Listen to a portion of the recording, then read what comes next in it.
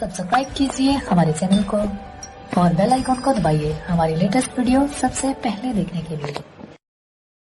एक बार फिर learn with Gurukul channel पर आप सभी लोगों का स्वागत है।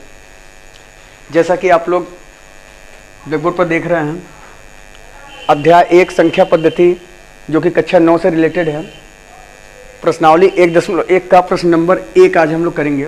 पूछा गया है कि क्या शून्य एक परिमेय संख्या है?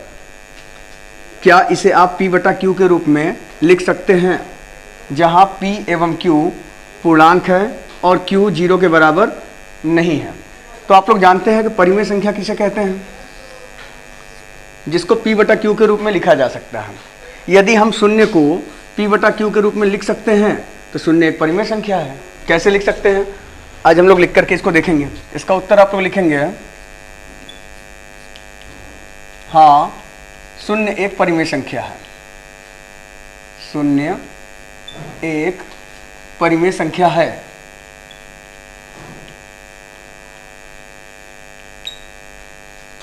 कैसे? क्योंकि शून्य को p बटा q के रूप में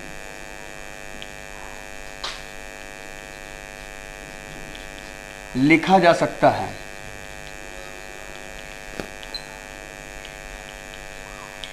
कैसे? शून्य को यदि हम लोग 0/1 लिख लें, 0/2 लिख लें, 0/3 लिख लें, या हम लोग शून्य को 0/-1 लिख लें, 0/-2 लिख लें, इस तरह से हम लोग लिख सकते हैं। तो इन सभी का मान शून्य के बराबर ही तो होगा, इसलिए शून्य एक परिमेय संख्या है। जहां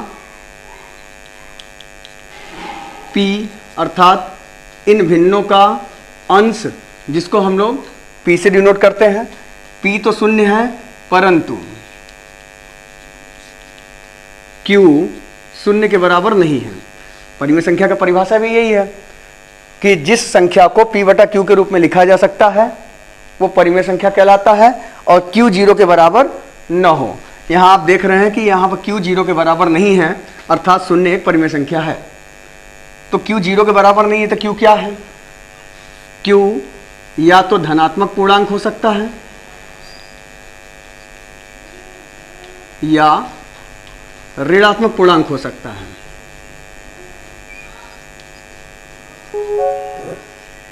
परंतु 0 नहीं है, अर्थात शून्य एक परिमेय संख्या है। प्रश्न संख्या 2। प्रश्न में लिखा हुआ है 3 एवं 4 के बीच 6 परिमेय संख्याएं ज्ञात कीजिए। आप पहले से मेरे इंट्रोडक्शन वीडियो में देख चुके होंगे कि किन्हीं दो परिमेय संख्याओं के बीच में जितनी भी परिमेय संख्याएं निकालना हो उनके लिए 4 विधियों को मैंने बताया था।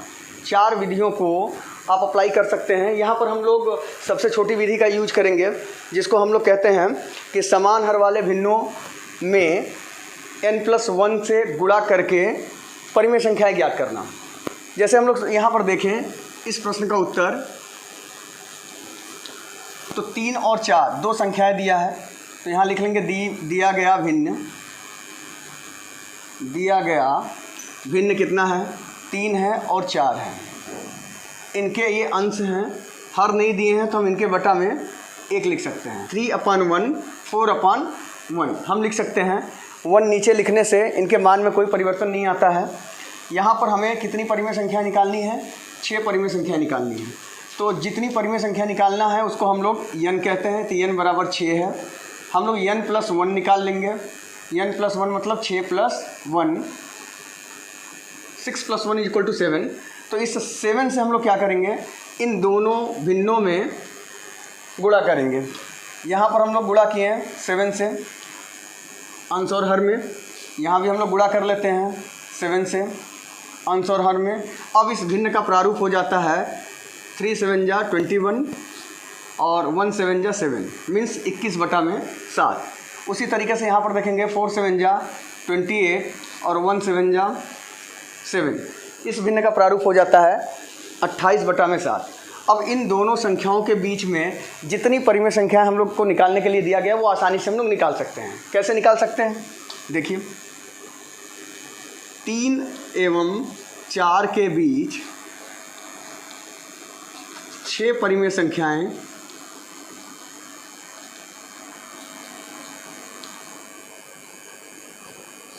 कैसे निकालेंगे?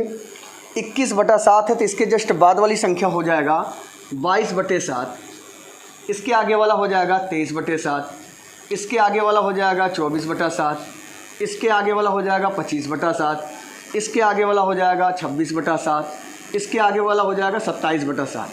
अब आप देख रहे हैं 27 के जस्ट आगे हम लोग बढ़ेंगे तो 28/7 हो जाएगा, जो कि इन दोनों संख्याओं के बीच में 1 2 3 4 5 6 परिमेय संख्याएं हमारे पास मिल चुकी हैं। ये है इस प्रश्न का आंसर। उम्मीद है ये बात अच्छे से आपको समझ में आ चुका होगा। ब्लैक बोर्ड पर लिखे हुए चीज़ों को आप स्क्रीनशॉट ले सकते हैं, और अभी भी कोई डाउट हो तो कमेंट बॉक्स में ज़रूर लिखें, पूरे डाउट आपके क्लियर किए जाएंगे। इसके बाद हम लोग प्रश्न संख्या 3 को देखेंगे। प्रश्नावली 1.1 का प्रश्न संख्या 3 पूछा गया। 3/5 तथा 4/5 के बीच 5 परिमेय संख्याएं ज्ञात कीजिए। सबसे पहले हम लोग देखेंगे कि भिन्न क्या दिया हुआ है। दिया गया भिन्न 3/5 और 4/5 है। इन दोनों संख्याओं को अगर देखा जाए तो इस भिन्न में हर बराबर है, और दोनों हर को हम देख रहे हैं, यहाँ भी 5 है, यहाँ भी 5 है। यदि इन दोनों जगहों पर हर बराबर 9 होते हैं तो सबसे पहले हम लोग क्या करते हैं कि इन दोनों संख्याओं के लौसा लेकर के इस हर को बराबर कर लेते हैं। लेकिन प्रश्न इजी है क्योंकि हर बराबर है, तो हम लोग आगे का प्रोसीजर कर सकते हैं। कैसे? हम लोग देखेंगे कितने परिमेय संख्या निकालनी है, 5 परिमेय संख्या निकालनी है। तो n का मान हो गया 5। अब हम लोग करेंगे क्या, n+1 निकाल लेंगे। n+1 का मतलब हुआ 5 + 1 अर्थात 6। 6 से दोनों भिन्नों में हम लोग गुणा कर देंगे। इस भिन्न के अंश में 6 से गुणा किया गया और हर में 6 से गुणा किया गया। उसी तरीके से इसमें भी 6 से गुणा करेंगे और इसमें भी 6 से गुणा करेंगे। अब इस भिन्न का प्रारूप हो जाता है 18/30 और 24/30। इन दोनों भिन्नों के बीच में हम लोगों को आसानी से 5 परिमेय संख्याएं प्राप्त हो जाएंगी। कैसे देखते हैं? 3/5 एवं 4/5 के बीच 5 परिमेय संख्याएं, 5 परिमेय संख्याएं आसानी से ज्ञात कर सकते हैं। कैसे? ध्यान दीजिएगा, 18/30 के आगे वाली संख्या होगा 19/30, इसके आगे वाली संख्या होगा 20/30, इसके आगे वाली संख्या होगा 21/30, इसके आगे वाली संख्या होगा 22/30, इसके आगे वाली संख्या होगा 23/30, और जैसे ही इसके आगे जाएंगे 24/30 प्राप्त हो जाएगा।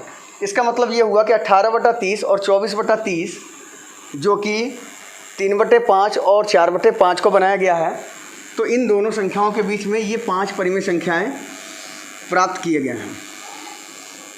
आप लोग इस बात को अच्छे से समझते हैं कि 2 परिमेय संख्याओं के बीच में अनंत परिमेय संख्याएं होती हैं। उन अनंत परिमेय संख्याओं में से ही ये 5 परिमेय संख्याएं हैं जो 3/5 और 4/5 के बीच में हैं। उम्मीद है अच्छे से समझ में आया होगा। यदि नहीं समझ में आया तो आप एक बार वीडियो को फिर से रिवर्स करके देख सकते हैं, और फिर भी ना समझ में आए तो आप कमेंट बॉक्स में ज़रूर लिखें कि क्या नहीं समझ में आया। आपके पूरे डाउट क्लियर किए जाएंगे, मैं आपके साथ हूँ।